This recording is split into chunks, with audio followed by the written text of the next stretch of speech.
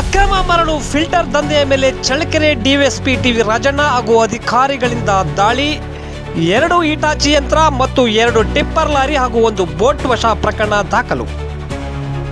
ಚಿತ್ರದುರ್ಗ ಜಿಲ್ಲೆಯ ಮೊಳಕಾಲ್ಮೂರು ತಾಲೂಕಿನ ವೆಂಕಟಪುರ ಗ್ರಾಮದ ಹತ್ತಿರ ಸರ್ಕಾರಿ ಹಳ್ಳದಲ್ಲಿ ಬೋಟ್ ಉಪಯೋಗಿಸಿ ಫಿಲ್ಟರ್ ಮರಳು ಮಾಡಿ ಮಾರಾಟ ಮಾಡುತ್ತಾರೆ ಎನ್ನುವ ಖಚಿತ ಮಾಹಿತಿ ಮೇರೆಗೆ ಚಿತ್ರದುರ್ಗ ಜಿಲ್ಲಾ ಎಸ್ಪಿ ರಂಜಿತ್ ಕುಮಾರ್ ಬಂಡೂರು ಇವರ ಸೂಚನೆ ಮೇರೆಗೆ ಚಳ್ಳಕೆರೆ ಡಿವೈಎಸ್ಪಿ ಟಿವಿ ರಾಜಣ್ಣ ಹಾಗೂ ತಹಶೀಲ್ದಾರ್ ಹಾಗೂ ಭೂಗಣಿ ವಿಜ್ಞಾನಿ ಅಧಿಕಾರಿಗಳು ದಾಳಿ ಮಾಡಿದ ಸಮಯದಲ್ಲಿ ಸರ್ಕಾರಿ ಹಳ್ಳದಲ್ಲಿ ಬೋಟ್ ಮೂಲಕ ಯಂತ್ರ ಬಳಸಿ ಮರಳು ಫಿಲ್ಟರ್ ಮಾಡುತ್ತಿದ್ದು ಕಂಡು ಬಂದಿದೆ. ಮರಳು ಮಾಡಿ ಟಿಪ್ಪರ್ ವಾಹನಗಳ ಮೂಲಕ ಸಾಗಾಟ ಮಾಡುತ್ತಿದ್ದು, ಮರಳು ಫಿಲ್ಟರ್ ಮಾಡಲು 2 ಹಿಟಾಚಿ ಯಂತ್ರಗಳು ಹಾಗೂ 1 ಬೋಟ್ ಹಾಗೂ 2 ಟಿಪ್ಪರ್ ಬಳಸಲಾಗುತ್ತಿದ್ದು, ತಕ್ಷಣವೇ ಎಲ್ಲ ವಾಹನಗಳನ್ನು ವಶಕ್ಕೆ ಪಡೆದು ಪ್ರಕರಣವನ್ನು ದಾಖಲಿಸಿಕೊಂಡಿದ್ದಾರೆ. ಈ ದಾಳಿ ಸಮಯದಲ್ಲಿ ಚಳ್ಳಕೆರೆ ಡಿವೈಎಸ್ಪಿ ಟಿವಿ ರಾಜಣ್ಣ, ಮೊಳಕಾಲ್ಮೂರು ತಹಶೀಲ್ದಾರ್ ಹಾಗೂ ಗಣಿ ಭೂ ವಿಜ್ಞಾನಿ ಅಧಿಕಾರಿಗಳು ಹಾಗೂ ಪೊಲೀಸರು ಇದ್ದರು.